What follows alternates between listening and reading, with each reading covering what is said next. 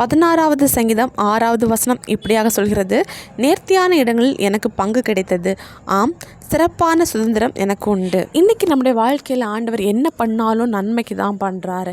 அது மட்டும் இல்லை, ஆண்டவர் நம்முடைய வாழ்க்கையில் வச்சுருக்கிற ஒவ்வொரு திட்டமும் நன்மைக்கு மட்டும்தான். நீங்கள் கூட யோசிக்கலாம், என்னோடய வாழ்க்கையில் நான் எதை எடுத்தாலும் ஃபெயிலாகி தான் போகிறேன்.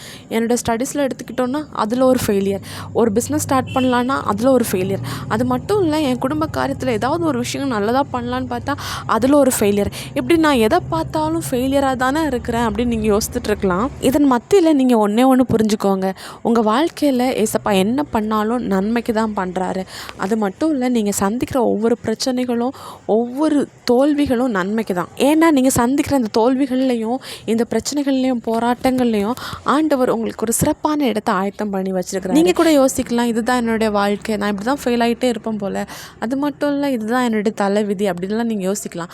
ஆனால் இதன் மத்தியில் ஆண்டவர் உங்களை ஆசீர்வதிக்க விரும்புகிறாரு.